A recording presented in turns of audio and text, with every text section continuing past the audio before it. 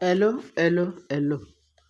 Ẹ̀yin èèyàn wa, gẹ́gẹ́ bí nǹkan tá à ń sọ lọ lẹ́ẹ̀kan, torí story yẹn mi ò tí ì parí ẹ̀ kí n tó sọ fún wa pé mo tún gbọ́rọ̀ yẹn gùn, ẹ lè gbọ́ tán lẹ́ẹ̀kan. Kẹ́ má bàá gbọ́ láàbọ̀ kẹ́ sọ pé a ó ti gùn jù kẹ́ pa. Ibi tí mò ń lọ gangan ni mo ṣẹ̀ dé yìí. Now, ná bá ní Queen Naomi o, òun àti Kábíyèsí pé irọ́ ná ń pa. Kábíyèsí ní kò burú, ó jẹ́rọ́ kò jẹ́rọ́ pé òun ṣe bí ìbẹta o. Kò dẹ̀ sí anybody, nǹkan tí Kábíyèsí fi wá, ó ti pẹ́ tí Kábíyèsí ti ń prove wọn wrong. Torí Kábíyèsí sọ fún wọn pé ẹ ti ń bímọ ń ta o. Tóun wọ́n sọ pé Kábíyèsí ò kí ń rí oyún, kò ń rí kíní, ó dìgbà tó mú bá ti pé bí oṣù mẹ́ta ni kó tó wá sí ààfin gbogbo ẹ̀. Àṣé gbogbo ìgbà yẹn Kábíyèsí fún wọn ní ọ̀rọ̀ sọ, ó fún wọn ní privilege láti lọ ra ọmọ, láti ṣe gbogbo preparation kan bí ọmọ wá fún Kábíyèsí. Ṣèbí nǹkan tí Kábíyèsí sọ pé òun fẹ́ nìyẹn, pé òun fẹ́ róyún, òun fẹ́ rọ. Ṣèbí tó bá tọ́mọ bá ṣà ti pé 3 months káwọn gbé wá, kí Kábíyèsí ya tètè gbà. Wọn mọ̀ wípé bá ṣe ń yọ́ só là ń yọgbọ́. Bí Kábíyèsí ṣe wá gba ọmọ níjọ́ tán gbọ́mọ wá, Kábíyèsí ti believe pé òun ti lọ́mọ, òun tún ṣe òun ti mọ̀. Ìkòkò bàbá àṣá, wọn kò kúkú gbóyún ní ìṣojú ẹ̀. Wọ́n kàn náà wọ́n lóyún, Kábíyèsí nìkan máa lọ. Who does that? Àbí báwo ná ṣe máa ń sọ, wọ́n ní who does that? Ní ìlú tó dọ́ba tó níjoyè, ṣé Ọlọ́run nìkan gbóyún pamọ́? Wọn ò ń gbóyún pamọ́. Oyún ìgbà tó bá tó àsìkò Ọlọ́run máa ta tí gbogbo ayé máa rí láyé àtijọ́. Nísìnyí, Ọlọ́run bá ya tètè padà sí gbogbo àṣà tí Ọlọ́run dá sáyé tó jẹ́ pé àṣà tiwa làwa fẹ́ máa gbàgbọ́. Ọlọ́run má yẹ kó lẹ́yìn. Ṣé kò wá ń lẹ́yìn báyìí pẹ̀lú àwọn ọmọ àdánihunran tó fẹ́ máa change nǹkan tí Ọlọ́run ti dá dáradára. Torí Ọlọ́run sọ pé gbogbo nǹkan tóun dá dáradára ni. Kí ló dé táwọn ọmọ èèyàn tá bẹ̀rẹ̀ sí ní sọ pé Ọlọ́run ò mọ̀ ṣe mọ́?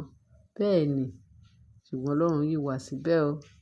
Ọlọ́run ò rebi kankan, ó yìí wà níbí àwọn èèyàn lákan wave káàkiri. Táà mọ̀ wọn ara wa, a dẹ̀ jẹ́ aláìgbọràn. Kọ́lọ́run kò ṣe wá ní ẹni tó ń gbọ́ràn lórúkọ Jésù. Bẹ́ẹ̀ ni, so gẹ́gẹ́ bí nǹkan tí mò ń sọ, ni Kábíyèsí wá sọ pé ìgbà tó di ọ̀rọ̀ ti Naomi o, tán ti wá ń gbọ́mọ ọmọ àlè wá, tán gbé ọmọ ọba fún Ọ̀ṣun, tán lọ ra ọmọ wá fún Kábíyèsí. Wọ́n mọ̀ pé bá ṣe ń gbọ́n nínú wọn, wọ́n ní bó ṣe ń gbọ́n lé àlè náà ń gbọ́n lé ọkọ, àbí báwo ná ṣe ń sọ. Yes, fún àwọn tó yan àlè. Because now wọ́n ní Ọlọ́run wá gba ọ̀nà àrà, ó wá gbà yọ sí wọn. Ló bá mú Kábíyèsí, ló bá ró lágbára gíga, agbára ńlá. Kábíyèsí wá decide pé anybody tó bá tún lóyún gbà. Because wọ́n ti ń hàn lé mọ̀. Wọ́n ti ń rí gbogbo oríṣiríṣi àwọn bí wọ́n ṣe bẹ̀rẹ̀ sí ní tako ara, bọ́lọ́run ṣe ń tako wọn nìyẹn. Bọ́lọ́run ṣe ń tako wọn pé oyún táwọn people yìí lọ gbé wá, ẹ jẹ́ kí wọ́n sọ ibi tí wọ́n ti gbóyún ọmọ yẹn wá, ẹ jẹ́ ká lọ ṣe, ká ṣe DNA, ká dẹ̀ ṣe, kán wá búra ní ìṣojú, kán wá lọ dedicate ọmọ yẹn níwájú Ọlọ́run. Ibi tí àkàrà wọn ti wá tú sípò ni tí gbogbo wọn bẹ̀rẹ̀ sí ní sá kòlóbá pé àwọn ò lè gbé lọ. Àwọn kan ti ẹ̀ sọ wọ́n ní àwọn ò fẹ́ ọmọ àwọn ò gbọdọ̀ kú, tó bá gbé lọ síwájú Ṣírà àwọn ọmọ wọn lè kú. Ẹni tó jẹ́ pé òun gangan ni ẹni Ọlọ́run, tó jẹ́ pé kò ní Ọlọ́run méjì àfọ Ọlọ́run ọba kan ṣoṣo péré tó ń sìn, ìyẹn Naomi. Ó ní let will be done. Torí Bíbélì sọ pé a gbọ́ pé ó ní kán fi ti Késárì fún Késárì, kán fi ìtújẹ́ ti Ọlọ́run fún Ọlọ́run. Bẹ́ẹ̀ láti jẹ́ kí ohun gbogbo ó wá sí ìmúṣẹ níwájú Ọlọ́run, ó lè dá Kábíyèsí lójú. Ṣé ẹ mọ̀ pé religion Kábíyèsí àti ti Naomi yàtọ̀? Kábíyèsí lòun nìkan tó wá pé ó dá obìnrin yẹn lójú. Jẹ́ kí kóun gbọ́mọ ẹ̀ kó gbé lọ sí nǹkan tóun ń bọ̀. Tó gbà, omi ló fún léléyìí o. Jẹ́ kí n bèèrè ṣé ọmọ yìí tèmi ni.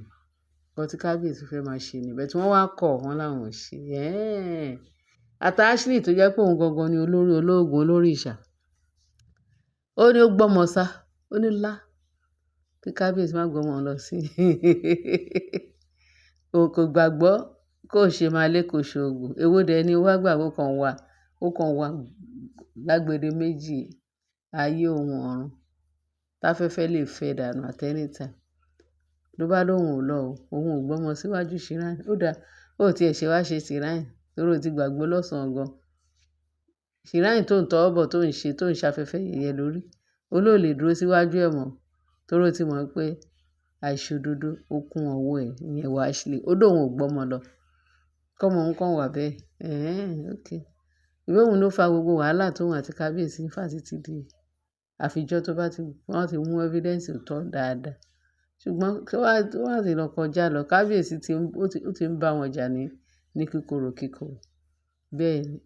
Ọlọ́run ti ẹ̀ tú wọn fún, Ọlọ́run ti tú wọn fún, àwọn alálẹ̀ wọn ti ń tú wọn fún gbogbo oríṣiríṣi shrine tí Ashley tó ń bọ̀, ó ti ẹ̀ ti tú fún torí wọ́n ti ẹ̀ hate àwọn shrine yẹn ti ẹ̀ hate wọn ọ̀dẹ́ gbá ti ẹ̀ mọ́. Òun ló ṣe ń dààmú gbogbo ìdààmú tí Ashley dà torí kò lóòótọ́ sọ́lọ́run, kò lóòótọ́ sí òrìṣà tó tún ń bọ̀. Báwo ni tí ẹ ṣe fẹ́ dà? Ẹ̀yin èèyàn wa jẹ́ ká gbọ́ràn sọ̀rọ̀ síbi tọ́dọ̀ tí ń wàjà rẹ̀ ọ̀rọ̀ gidi. Ìyá ìbejì náà wọ́n ní ó tún ya, ó lóhùn tún ṣe. Wọ́n ti mọ̀ pé bí ìwọ bá ṣe rere kọ, ara kì í àyọ̀ bí.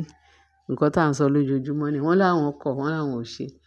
Kábíyèsí náà, gbogbo àwọn alálẹ̀ gbogbo wọn ti bínú sí wọn pé kán gbọ́ wọn padà síbi tán ti rí ọmọ àlè. Àwọn ọmọ kábíyèsí ò kí ń gba ọmọ àlè.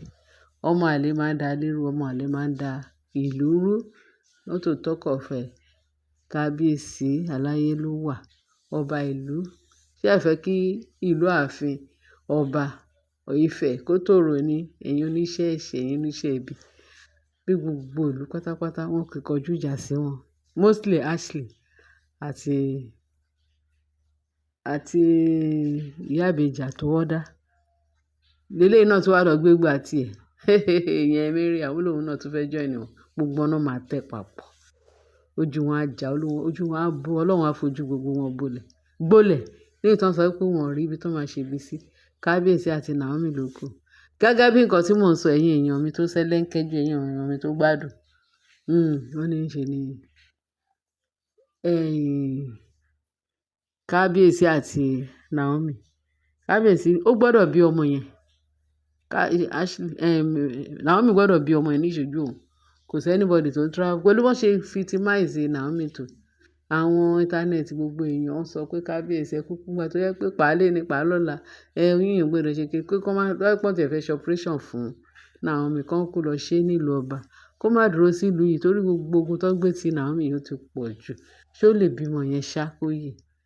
Kábíyèsí nílá, ó dàbí òun ni Naomi máa ti bímọ yìí torí ìgbàgbọ́ ẹ̀ mú lára dá. Àwọn ọ̀run wọ́n ti sáìnì sí. Àwọn táyé ti sáìnì sí.